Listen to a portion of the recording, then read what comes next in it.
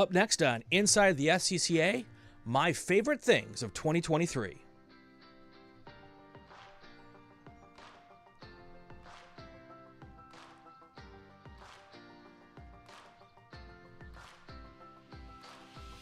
Welcome to this episode of Inside the SCCA. I'm Brian Bielanski.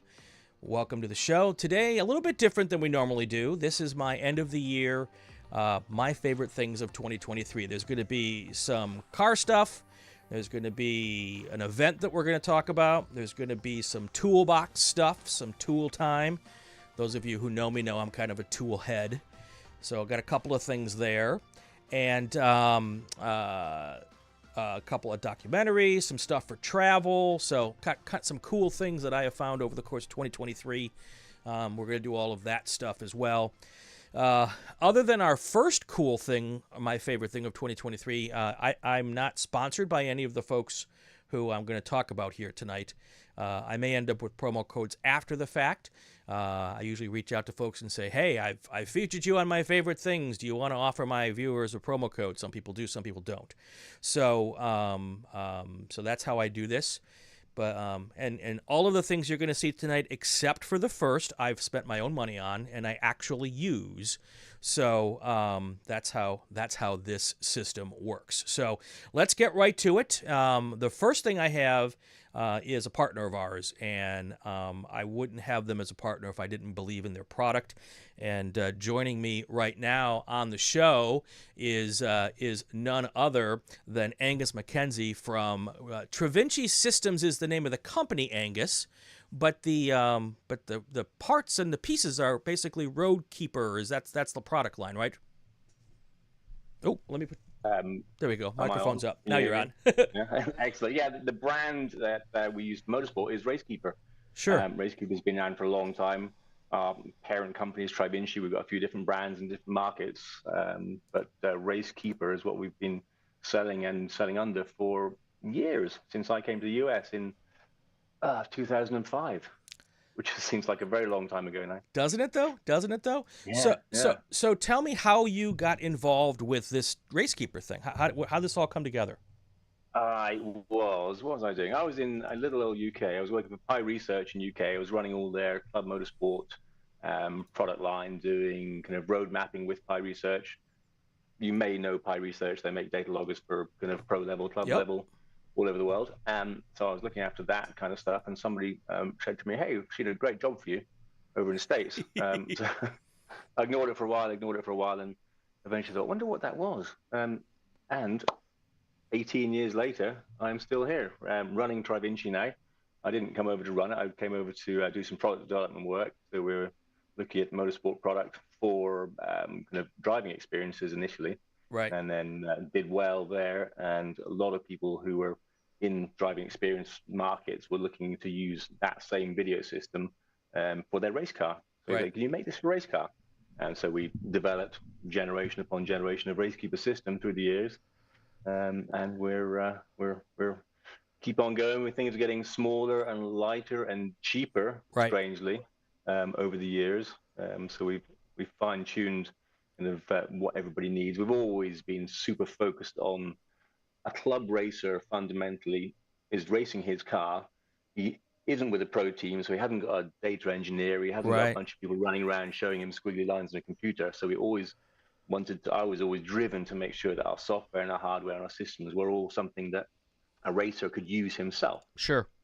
He could look at our comparator software and immediately look at the video, the data, the map position, all that stuff is synchronized for him immediately. And we just wanted to make sure that he could get the most out of it without having to be either a videographer or a data analyst expert or a spreadsheet guy. He could race his car, come back, look at his computer after the end of his day's racing, because the system sits on the car. Right. Basically records all day, does all that work for you automatically. You don't have to worry about it.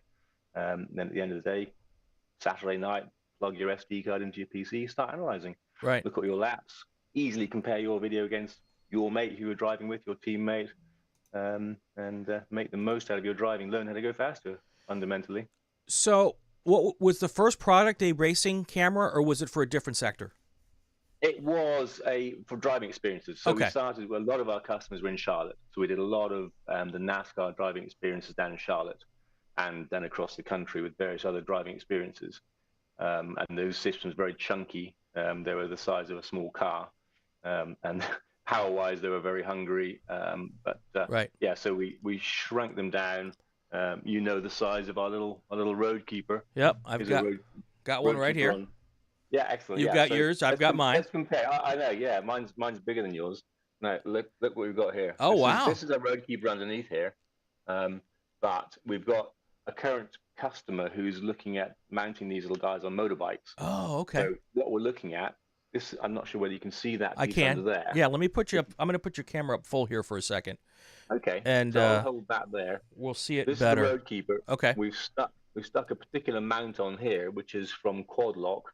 Okay. You've probably heard of Quad Lock. I do. I ride bikes a lot. So do I. I know Quad Lock for strapping things onto the handlebars. Right.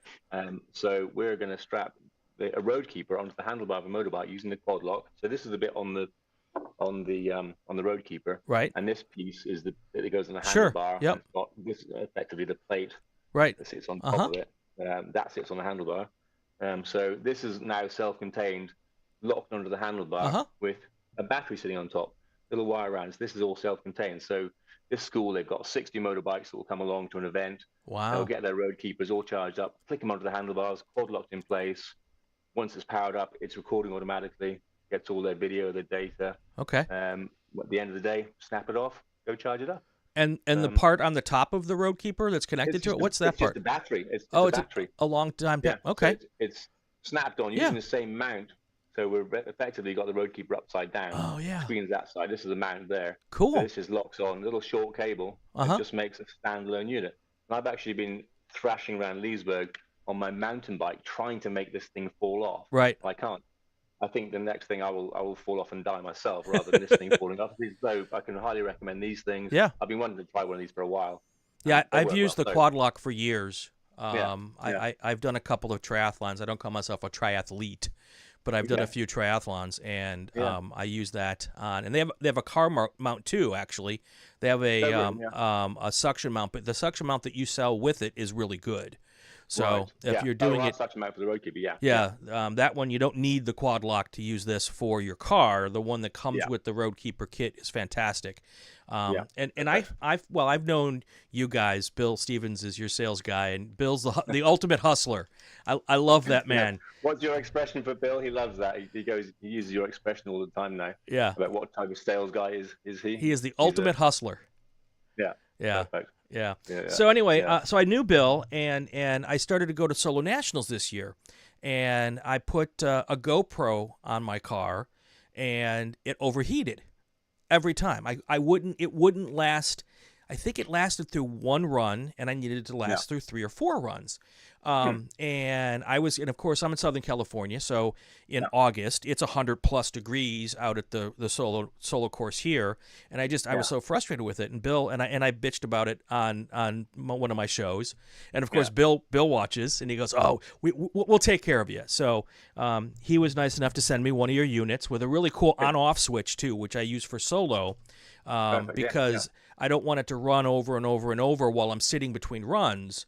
So I use your on-off switch to stop it, and I just have to remember to turn it on. It does make it super easy when you're doing autocross. Exactly. Like that, okay, this is ready for my run. Click it on. And I just Velcro the on-off switch right to the back of the unit. Let me put my camera up first here.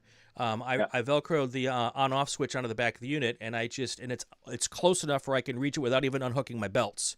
And click it on, click it off, and all of that. I'm going to run a video here real quick, which shows everyone's going to laugh at how slow I am, but that's not the point. The video is perfect. The driver's not. But let me put that up here. And we'll have that roll while we're talking here. But anyway, so it worked out great, and then that's how you guys became the official in-car camera system of Inside the SCCA. So excellent. Yeah, it is frustrating when you have a product in the car and it either runs out of battery or overheats itself through its own self-generated heat.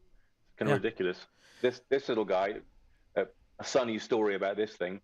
In my car in the summertime in Virginia, I have this mounted in the front windshield. Uh-huh. It's sitting up there. I get in the car. I want to have a look at it. I just want to take it off because I'm always nosy. Grab the thing. It's too hot to handle, so I stick it back on the screen very quickly, but it's actually too hot to touch. Right. I can't touch the thing. And engine power comes on. The thing powers up. It's perfect. The screen is perfect. The thing starts recording when I start moving because we've got start on speed set. Right. And it doesn't mind heat. It's designed for automotive type in the windscreen type heat, which is pretty extreme, but we know that it does a great job. Right. We've had products in the past that were a little bit melty. Right. And the cases were, sorry. So the video people are seeing, this is what happens when you take the card, the SD card, and you put it into your computer with your Comparo software. And the software does all the magic, folks. I don't have to worry about any of that kind of stuff. It's really easy to move the windows around, to add my logo, to put on the RaceKeeper or take off the RaceKeeper logo, or any other of your sponsor logos, whatever you want to put up there. You can see there's a track map that is GPS generated. I didn't have to do any of that. The Comparo software did all the magic for that. The miles per hour gauge that you see there, that's GPS generated. So I don't have it hooked into my ODB2 slot.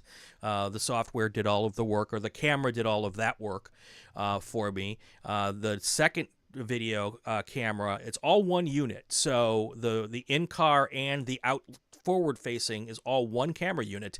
And once you get it set where you like it, I actually probably, if I were to reset this again, I would tilt the camera down on the in-car just a little bit more, because when you see it, Angus, you'll notice there's a lot of my headliner on the camera. If I would have tilted just a little bit more, it would have had more of me, but nobody really wanted to see my driving skills, so I guess I'm okay with that. But you can see your hands, and you can almost see your knees when you're doing clutch work. Right. You see what you're doing with the gear stick, and because it's such a wide angle lens on the inside. Yeah. And I've also thought if I had a second unit, I could put it in behind me, get a different angle out the front, or I could use it to go out the back window, and then I could tilt the front camera down to look at my feet and my hands.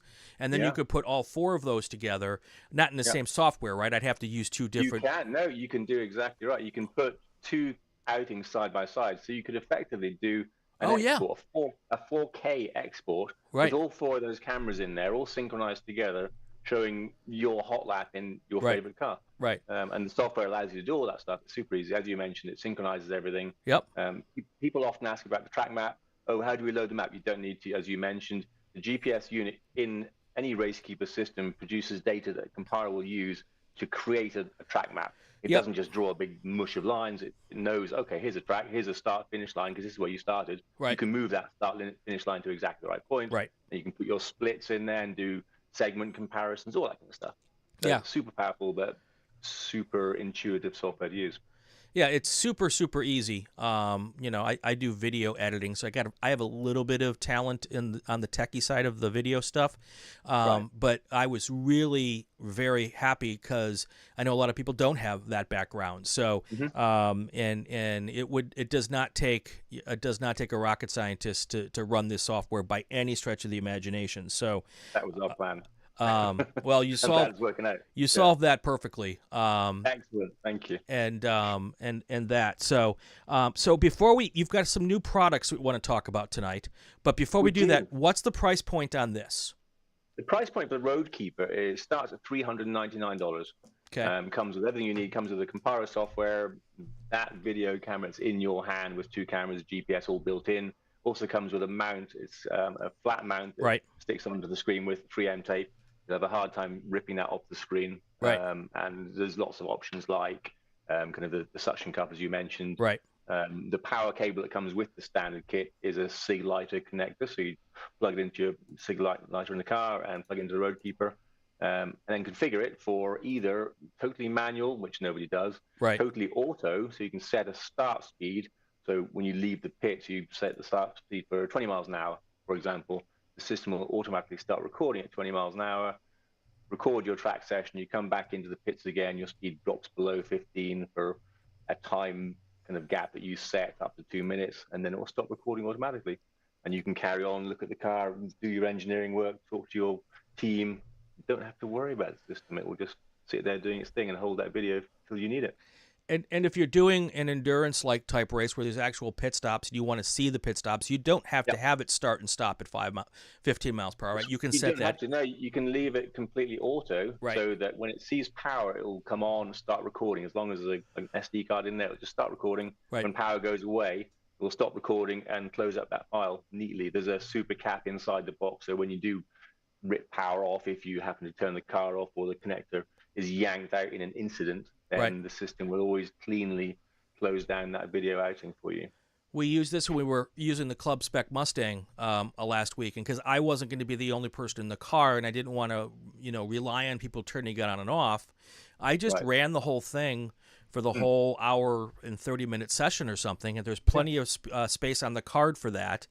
And then when I downloaded it into the system, you could actually see where the laps were, so I didn't have to scroll through to find where each little segment started. So, because once you stop the car, we changed drivers and all that kind of stuff, and then we chatted and we talked about how bad a driver I was and how good Dave was.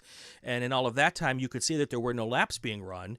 And then the Comparo systems showed little lap checks or whatever. I'm not sure how you would say it, whatever the user interface is, exactly. But markers. Yeah. And so I was able to go through and then I would know when the next little track session was. And it was just so easy, so easy to use. And that's my favorite part about it. So that's why it's one of my favorite things of 2023. So excellent. What are the new products? New shiny things we have coming out. Well, everybody loves the RaceKeeper, but they want a bit more data. Sure. So this little guy here, this is our RaceKeeper Connect. Okay. And this is going to be next-gen system, similar kind of a form factor. Right. So the mount that sticks on the top here, so you can stick it either onto a windshield, onto a roll bar. We'll do all the standard different mounts we can get for mounting the system. Camera on the front, camera looking into the car. Okay. Camera in the car actually has got infrared illumination. I've got a little bracket here I make to put an IR cut filter, so we can chop out, during the day if you get IR light in the car, it turns your black t-shirt purple. I don't like that. Some people don't care. I'm very fussy about that. So I put this little purple filter over the camera on the inside if you want to get that perfectly. So anyway, this guy can do the regular camera stuff. It's got a really good GPS, 10 hertz GPS again in here, super accurate GPS. But we've got a bunch of other connections on the end here. Right. So this is effectively a standalone system that I can plug straight into. Tell me what this is. That's your OBD2 port. Yep. So we can get power from the OBD2 port for this system, but also we're connecting to the data on the OBD2 port. So as we're we're developing super fast on this thing. Right now, I've got this running in my car, picking up all my OBD2 data, which is engine speed, vehicle speed, some temps, some pressures, throttle position, all that kind of data, all synchronized with the video from the two cameras and the GPS data. So at that point, this is basically an HDX2 system. Right. Our HDX2 was the previous generation before the RaceKeeper. It was a $3,000 system to do what I've just described. This is going to be around $1,000 for that functionality. Okay. Now, super rugged little package. Did I see an HDMI port there? No, you didn't. Oh, okay. That's just because I was holding my thing so close. Oh, okay. That's actually the micro SD for debugging. Got it. But we do have something else exciting on here. So the recording will be onto either a micro SD on the end there, or I want to change. We're doing a lot of, as I say, we're doing a lot of development work. We may change that to a full-size SD card. Sure. But we do have a SIM card slot on this little baby. Okay. Meaning there's a modem in this unit, meaning, of course, we can live stream from this box. Right. So this standalone unit, which is a video data logger with OBD2 and CAN functionality, you can load DBC files into our software that describe your CAN stream. This will log all those CAN messages, do all that cool stuff on the car. Right. But also with the modem built in, we're working on our live stream functionality. We're going to be streaming to AWS cloud servers, and from there, we'll be able to distribute your video. You'll be able to grab a link, then share your live stream video to your standard pages, wherever you want to go, whether it's YouTube or Facebook or Twitch. Well, as the guy who does the audio, the announcing on the races, I love anytime I can get an in-car camera. So that's an elegant solution for that. So I look forward to seeing how that works out once you get it all up and running. So absolutely, yeah. As I say, testing is going well, and we've got a load of these out in the the market at the moment. We're testing OBD2 functionality. We're testing road car and CAN stream connectivity, and everybody who's involved in that knows how interesting that is to develop. Right. And then race car CAN stuff, when you use aftermarket ECU in your car, you will basically know the CAN stream format. You'll know a DBC file to describe that format. So basically take the DBC file, load it into Comparo, and that will control this. And then all the video and data on the RaceKeeper Connect system will go into Comparo and give you all your channels all calibrated. Right, right. And now that $1,000-ish price point, is that going to include the live stream capability once you get the SIM card and pay for that? That doesn't, no, because that's another major chunk. I want to make the system affordable. We don't need all the bells and all the whistles in the base product. So the thinking is a lot of people won't need the CAN connectivity. They won't need live streaming. So we want to make a system which isn't going to break the bank, but it's got a lot of functionality, and that will be this in OBD2 logging format. Got it. And then we'll have a license or some system, probably a license that I've had before, to unlock other features, unlock the CAN logging from particular ECUs, and then the live streaming functions. Got it. Cool. Cool. What else you got? That's coming. Anything else? What else do we have? Well, that's consuming my entire brain at the moment. We're obviously going to upgrade Comparo. We've got a cool thing called Hollywood Reels that we're doing for driving experiences. We sell a lot of RoadKeepers to driving experiences. Right. And every driving experience wants anybody who goes there. There are 20,000 people a year. They want them clearly to post their videos online with all the branding. Sure. And the big marketing tool. A lot of people don't do that. They go to the school, they get the video and think, this is great. Right. They show their mates, and it stays there forever. Right. Some people will use the export functions in our software and create a little clip, which is branded, and share it with their friends. Right. So our thinking is Hollywood Reels. When you're at a driving experience, you've been out on the track, you've got out of your Lamborghini Aventador, all excited. You come in with your SD card. We've got a bank of RaceKeeper computers saying, hey, plug your card in here for your Hollywood Reel. They plug their card in, type in their name and maybe their cell number. While they're typing that in, the system is ingesting the best lap or the best few laps off their SD card, and then creating a little 30-second or a minute video, like a reel, a highlight reel of their drive with branding, with like a front end, with some B-roll, all the branding, music over the top of it to create this little video, upload it to YouTube. The first thing they know about it is a link on their phone. They get a link on their phone and say, oh, here's your Hollywood Reel from RaceKeeper from the driving experience. Yeah. Click on that, and it shows them as the star of the show using the in-car stuff plus the branding. So that's most likely what most of their friends are actually going to want to see, rather than sitting through the 30-minute track session they had, which may not be as exciting as they had hoped. Oh, come on. Every moment of a 30-minute track session is awesome, right? You're right. I don't know what I'm talking about. So anyway, we'll create these little snippets. So that's another big chunk of our efforts right now. So the motorcycle version, is that now waterproof? No, we're hoping. We're water resistant. So this little guy, we do have some systems up our sleeve. We're conformal coating the board set inside here. So that will keep the boards, if they get wet, they can just ignore the water. Right. We're creating a little sleeve, a little rubberized sleeve that you can snap in place over this with a lens over the front and the back, just a kind of a glass ring, optical quality glass ring over the front and back. And we did actually have another waterproof case. Where is he? Come here. This little guy, this enormous box here. Right. Very, very military, rugged looking thing. This actually houses a RoadKeeper. So if I power this up, the screen is there, the front camera is there, and sorry, that was the rear camera, the front camera, and we've got an extension in. So behind there is your full-size SD card slot. Okay. So this guy was running in the Baja 1000, getting beaten to death recently. I just know our little open-wheel drivers are always looking for a good solution, so that's why I was asking. So we are looking at this is the chunky kind of on steroids version of make it waterproof with a quarter 20 top and bottom for mounting. Sure. We're working on the little rubber sleeve, and there is an interim version as well, which will probably have a quad lock, because I've fallen in love with quad locks. Probably have a quad lock on the bottom of it. So again, for single-seater solutions. Sure. A slimmed version, so something that's not much bigger than the RoadKeeper, a slim box. Again, mounting flat in a open wheel. You don't want a big air brake on top of the car. Having a nice little slim line piece is another thing we're looking at. Very cool. Very cool. Yeah. All right. I know we talked before the show. Is there a promo code we can share with folks? There is. Actually, I just emailed you a code. Okay. It is ROK25HH. Okay. And that will get, it's very secret, so don't tell anybody. It's that will get you 25% off any RoadKeeper system. I know it's ridiculous. Very cool. I know we're basically handing you our children. There you go. Have everything. 25% is an unheard of deal.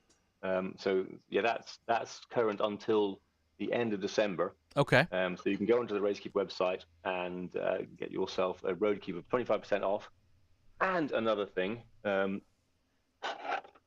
love little OBD2 scanners. Sure. So I use this thing all the time, and my little focus when I try and blow it up, and Right. I do a retune, and I plug this guy and look at what I've blown up this time. So every RoadKeeper system order that comes in over between now and the 31st of December, we're giving away one of these little OBD2 scanners. You can buy these on the site for $99, but we're giving these away with every order. So if you get your order in, that's huge. And yeah, exactly, we're putting these little guys in with every order, just to say we love you guys, and thanks for all your support this year. It's been a great year for us. We've had a great time out there at the track, and everybody's giving us great feedback on the RoadKeeper. And we went to the PRI show. We were showing lots of people the RoadKeeper and the new RaceKeeper Connect. Super response to it as well. Yeah, so yeah, that's great. Our work cut out to get that stuff out in the spring, but it's going to be there, and hopefully we'll be racing with our systems again next year. All right, and I'll put that code in the show notes, folks. So perfect. Thank you. It'll be there both on the podcast and on the YouTube, and so get your orders in before the end of the year to take advantage of that. So, Angus, thank you so much for joining us with the start of the show, and we're gonna move on now to my other favorite things of 2023. But I'm gonna let you go unless you've got something else you want to add in. No, I'm gonna keep on watching and see what your favorite things are for the rest of 2023. All right, very good. That's Angus Mackenzie from Travinci Systems. He's the guy. He's the brains behind the RoadKeeper. Thanks so much, and have a great holiday season and a great 2024. Thanks, Brian. Happy holidays. All right, so let's move on now to the rest of our favorite things of 2024. I think I have them pretty much in order here. So, and I have some pictures and some we call happy hands. I'll be able to actually show you them, or at least some of the stuff. So, but let's get started here with my first favorite thing of 2024. It's called the Toolbox Widget, and it is a toolbox organizational tool. I've got one here. I'll show you some pictures first, though, and let's see if wrong button there. Hold on a second. Let's go here.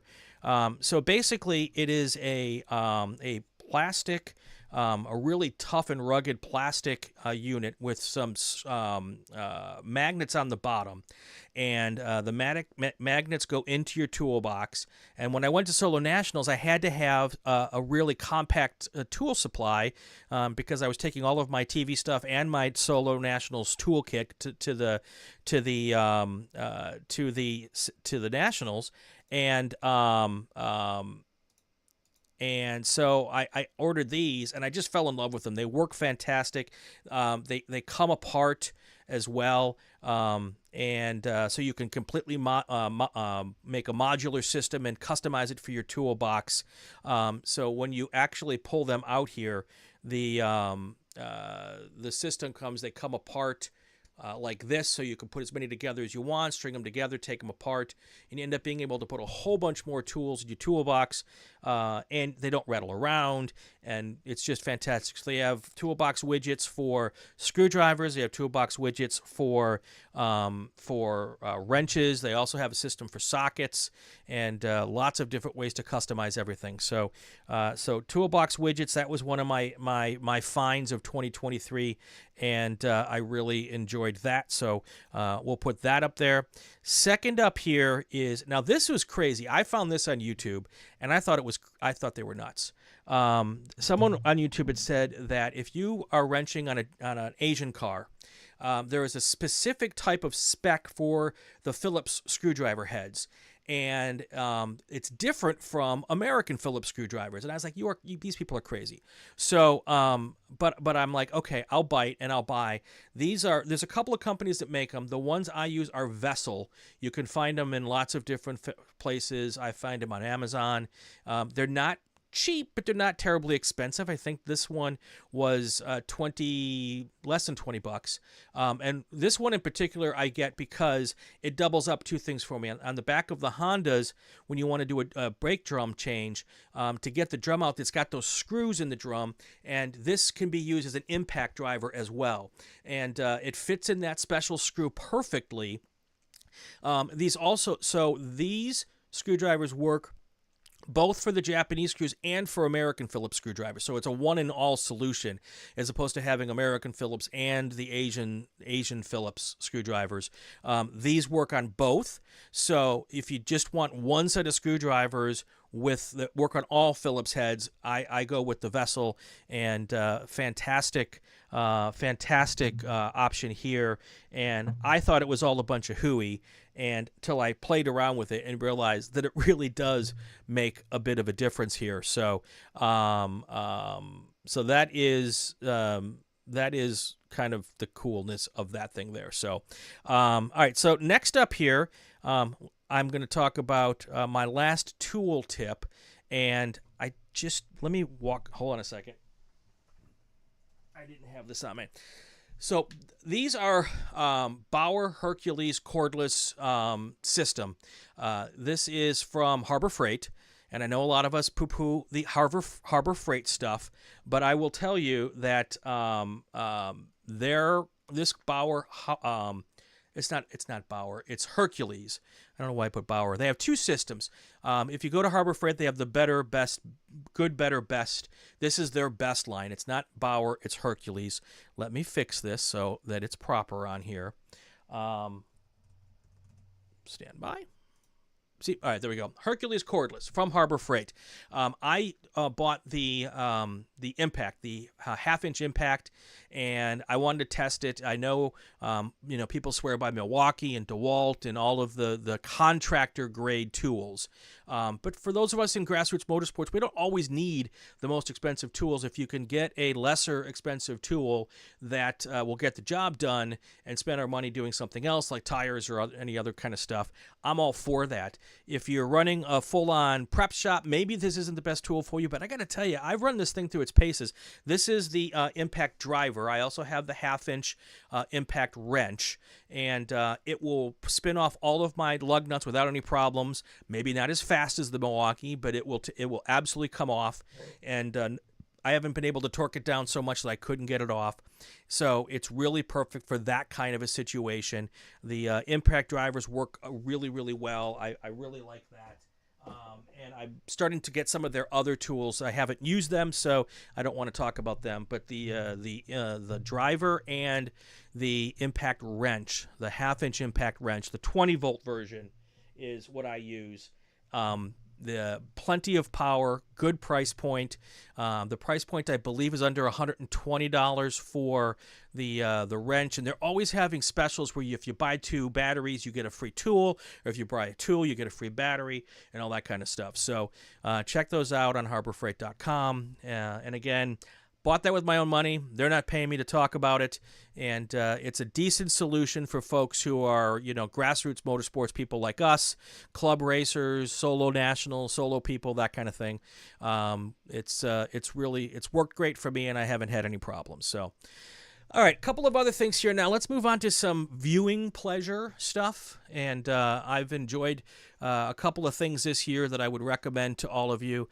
Let's start with a motorsports documentary, Brawn, the Impossible Formula One Story, a 4-part documentary. It's on Hulu if you have Hulu.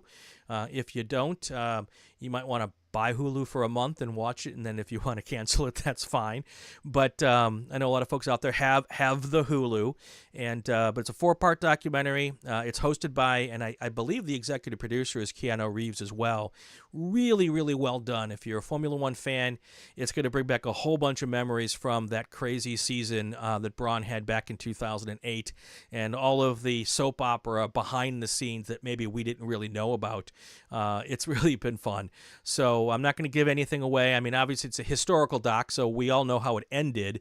But all of what went into it and the drama behind the scenes has been really, really fun to watch and very, very interesting. So I would definitely recommend Braun, the Impossible Formula One story.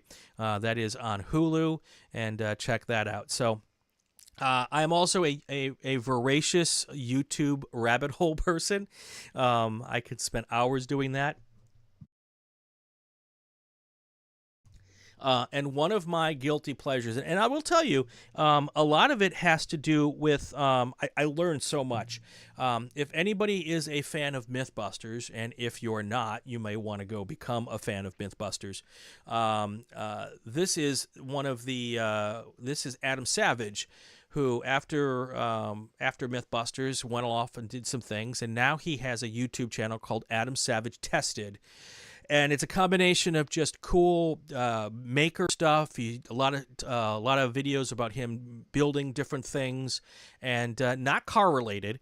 But it's my thought that when you're building anything, seeing a really master builder's process for doing anything can help us in the garage working on cars. When you think about how someone who's had so much experience building in the motion picture industry, he worked for Industrial Light and Magic, which was of course the tech people behind the Star Wars and Indiana Jones, a bunch of other stuff, before he did Mythbusters, then all the Mythbusters stuff.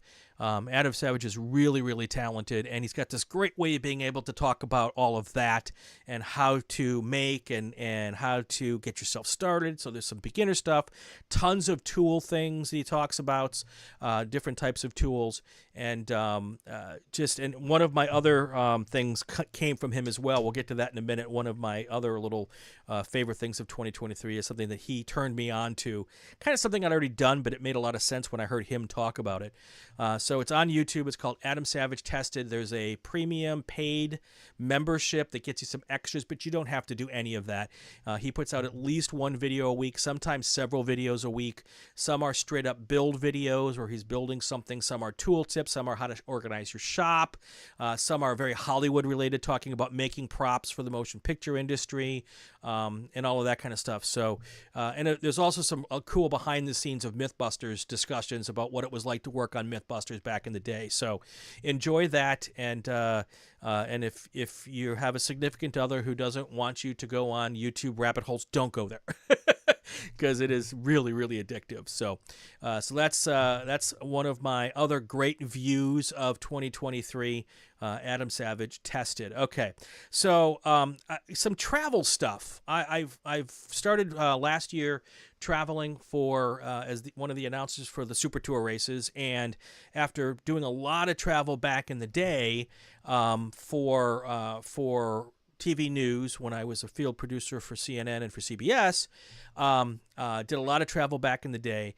But I hadn't traveled in the last 15 years for a lot of stuff other than some vacation stuff. But I started going and doing Super Tour stuff, went to the runoffs 2 years ago. And when I went to the runoffs 2 years ago, I took with me my favorite duffel bag that had traveled all over the world with me while I was field producing. And it had wheels on it and a flat bottom, and it was like the perfect travel bag. And it was huge. I mean, you could put like a black lab in there, I think. But went to the runoffs 2 years ago, came back, and when I came back, the wheel was broken off by one of the airlines, and I won't tell which one. And then they actually broke two pieces of luggage of mine. And I went to try to make a claim, and they wanted me to give them a receipt for the luggage. Well, that piece of luggage was bought back in 1996. I don't have the receipt from that. Who keeps receipts from that? And I was very frustrated. I was out a good amount of money. Otherwise, the bag was still in perfectly useful shape. It had seen its better days. It was used heavily, but it was nothing wrong with it. And I decided that when I was going to go and fix and buy stuff, I was going to try to buy luggage that I would never have to buy luggage again. So I started using Pelican cases as suitcases. They actually have a Pelican Air line, and it's not like airline. It's Pelican Air. That's their product line. And I've got a picture of the ones I use now. Let me pull that up real quick here. Let me put that there, and let me go to, where did it go? Maybe that one didn't get in here. Shoot. All right, well, I'll put stuff in the show notes for you, and it's going to show for a second the widget, but because I don't have the picture. That's weird. I don't know why that happened that way. Anyway, so I have a small case. It's a rollerboard, and the trade-off is the Pelican cases do weigh a little bit more than what you would normally have in weight for a suitcase. So there is a bit of a trade-off. But if you're just taking clothes with you, I've still not gotten one heavy enough that it wouldn't be accepted under the 50-pound weight.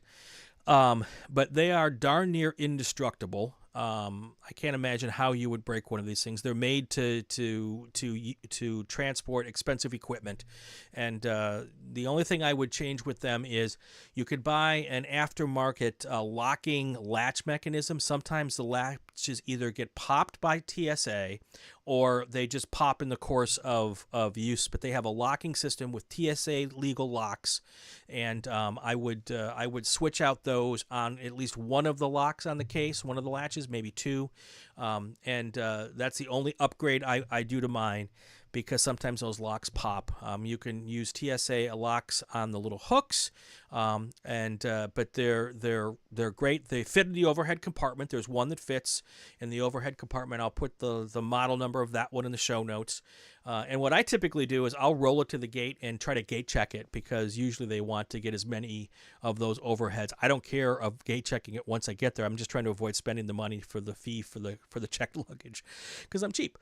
So I'll drag it to the first flight, and then as soon as I can see a flight, one of the gate agents, I say, hey, can I gate check this? Usually, almost always, they'll say yes. But if they don't, it'll fit in the overhead just fine. And then I also have a big trunk that I'm now using to carry my lots of my gear to the races when I have to do television and audio production. And that thing is heavy. I have to pay an overweight fee for that. But again, indestructible, no issues there. And then I'm going to buy this year. I'm going to buy a second one, a larger suitcase for clothes, but it's too big to fit in the overhead. So this will definitely be a check bag. But I just want to have to buy bags and never have to buy them again. So I highly recommend the Pelican products for that. And again, Pelican's not paying me to say this, although I may ask them for a promo code once they see this. But it's really kind of a no-brainer to me. My stuff comes back in one piece, but more importantly, TSA and the gate and all the baggage handlers can't break anything, and that is really important to me. Break the suitcase itself, because suitcases are expensive, so big on that. All right, the next thing I've got coming up here is rock and roller carts. If you take a lot of stuff to, if you're a family who's carrying a bunch of suitcases, or if you're like me, where you've got to carry a bunch of production equipment to and from either a gig or to the airport, especially if you're going to the airport, I recommend the rock and roller carts. And I had a picture, but I don't anymore. But what it is it's kind of like a hand truck with four wheels, and it spans and contracts, so there's plenty of width for whatever it is you're going to carry. But the really cool part is you can collapse it down really small, and you can check it with your checked baggage. So you don't have to worry about going to the airport and running and spending, getting one of those little push carts in the baggage claim area, and maybe they're not there, and then where you take them when you're done, and they're $5 each time you use it. If you do it up a lot, it ends up paying for itself. But most importantly, it expands to the point where you can put a ton of stuff on there. I've seen people with those carts that you get at the baggage claim, and they've got that thing piled up. I did it myself going to the runoffs. I had so much stuff on there that I was teetering. I actually had to use two carts, and if you're one person ever trying to push two carts, that's nuts. Never will do that again. But yeah, it's well worth the money. You do have to pay for it as an extra baggage but it saves you money, it saves you time, it saves you energy, it saves you grief. and I'm all about trying to make things as simple as possible when I'm going and doing my traveling. Going back and forth to the airport stinks as it is, but if I can do anything to make things a little bit easier, I do so. The rock and roller carts are my solution for that, and they're really, really rugged. So you don't have to worry about the baggage handlers, beating them up. They can toss them and throw them and whatever, and it'll come back in really good shape. So I've got that. That recommendation came from a documentary filmmaker who travels all over the world, and I'm like, well, if his comes back in one piece on all the stuff he's done, I think it'll work out well for me. So. Again, I'll put a link to that in the show notes, and if I get a promo code, we'll put it in there as well. All right, lastly, and these are fun. This is like the least expensive thing. Let me make sure I'm not missing anything. Yep. So, and I actually have done a little bit of this, but then I saw Adam Savage talk about it on Tested, and these are pouches. If you remember back in the day, if you ever did any business, like work in a retail store or a restaurant, you'd get these like little bank deposit pouches where you'd put all of the checks and the cash, and you'd run this little thing to the bank, and you'd hand the teller the pouch, and these are essentially that. But these are canvas, so they're really, really tough. They've got a great zipper on them, and you can write on them. I don't know if you can see that. That says audio cables or audio adapters, so you know which ones it is. The ones that I bought were from Amazon. There was like a group of 6 for like $22 or $25, and they were different colors. And they're really great to organize your stuff when you're traveling or any way. I've got one for audio adapters, one for computer cables, audio video adapters. Obviously, you can figure that out. There's also really nice ones. This was given to me as one of the gifts they give you when you're a media at the Rose Bowl. This was last year, I think, at the Rose Bowl. Very cool. It's all leather. Or I think it's real leather. I'm not sure if it's real leather or faux leather. But this is what I take with me on the plane. And when I put all my stuff in the overhead, this is everything I need while I'm sitting at my seat in the plane. So I've got in here, I've got some medications. I've got my cube for my phone, charger, a pen, my charging brick in case I need to charge my phone in an emergency or I run out of charge. That's all the stuff's in there. And then this is also really cool. This came with this set, and I've looked online, and you can actually buy these online individually. But this is a leather with a button on it for coiling up your cables. And it's much better than the Velcro stuff that we normally use to cable Velcros, because you don't have to worry about it sticking to itself and all of that. You basically can coil it up. It has little slots on it so that you can run your cable through it. So when you open the cable, you don't lose the little doohickey thing. And then when you're done, you just wrap up your cable like this, and you're able to really quickly put it inside this little sleeve, hit the button, and now your cable is completely tended. And this is actually probably the coolest thing I found this year. And I would love to be able to convert all of my cables into this little thing. And over time, I'm doing it a little bit by little bit, because these are not, because they're either leather or faux leather, and there's a button in there, takes some doing to put these together. They're not terribly inexpensive, but just what a cool idea, and it works out fantastic. So I will put a link to this also in the show notes as well, where I found that. So that is, I believe, all of the stuff I wanted to talk about tonight. Let me go to my script to make sure I didn't miss anything. That is the wrong mouse. That's why this isn't working. Back to my script right here. Yep, that's everything. So that's my list of my favorite things of 2023. Some of them car-related, some of them not related, but all of us who do this sport and travel, even the travel stuff, I think is really helpful. You can also split the pouches up for like toiletries and all that kind of stuff. So lots of really cool uses for the pouches. I would recommend checking those out and trying them. I just love it. So If you like any of the things I've talked about, just give me some suggestions in the show notes for things that your favorite things of 2023. Would love to see that in the comments. If you have other ideas that are kind of variations on what I have there, better things maybe that you've tried, I'd love to see that as well. Put all of that stuff in the comments. So that's going to do it for 2023 here on the Inside the SCCA. I haven't decided if we're going to do a show next week.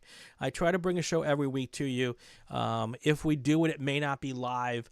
I know I have a guest set up for next week. We may record early, and if I don't run it next week, I might run it first of the year. But I want to take this opportunity to wish everybody a really, really fantastic rest of your holiday season, and I hope I will see all of you somewhere down the road. I'll be on at many of the Super Tour races this year, so please find a time to catch up, and I would love to chat with you while we're there. And I want to say a big thank you to all of the guests that we've had this year on the show. We've done more than 52 episodes this year because we did several episodes from Solo Nationals, did several episodes from the runoffs, and so many people have been part of this thing that we call Inside the SCCA. And I can't thank everybody enough for coming on the show, sharing your stories, talking about new cool stuff. Big thank you to the folks at SCCA National in Topeka. They have been very helpful to come on the show and talk about things, both good stuff going on, and sometimes we've had some difficult conversations. But it's been just a pleasure having them on the show and sharing stuff about the club for all of you to listen to and watch here on the channel. It has been a really, really fantastic 2023. I can't think that anything will be. I can only think that 2024 will be as good or even better. That's our goal. And it all happens because of the folks at you at home who watch and listen, and all of that. Also want to take a real quick opportunity to thank all of our partners this year. I'm not going to name you all by name because I will forget somebody, but we're really thankful for everyone who helps us out with this show. Without the partners, I wouldn't be able to go to Solo Nationals, wouldn't be able to go to the runoffs, wouldn't be able to go to Akron to test drive the new Club Spec Mustang.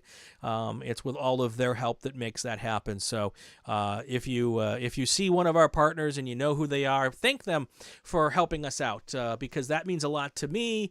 They know that you're watching and you realize that they're a partner, and but we really appreciate all of them and all of that. So that's going to do it for this episode of Inside the SCCA. Again, thank you all for watching this year, and I can't wait to see what's going to be ahead for 2024. That's going to do it for this episode of Inside the SCCA. If you like what you're hearing, subscribe to the RacingWire Podcast Network.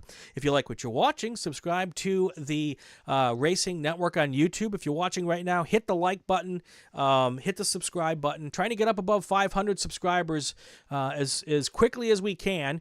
So that's a big milestone in the YouTube world. So if you can subscribe, that would be fantastic. Leave a comment if it's a good one. You can follow us on social media to find out who our next guest is. On Twitter, it's RacingWireNet. There's a new Inside the SCCA every week. I'm Brian Bielanski. Have yourself a fantastic weekend. Have yourself a great Christmas, a great New Year. And if you celebrate any of the other holidays of this time, do that as well. You guys stay safe, have a great weekend, and go play with cars. Hi, I'm Kelton Jago, and this is Inside the SCCA. Inside the SCCA is a presentation of the RacingWire Podcast Network and Rural 15 Productions. This podcast is not affiliated with, endorsed, or sponsored by the Sports Car Club of America. The views expressed within are those of the host and our guests, and not that of the SCCA.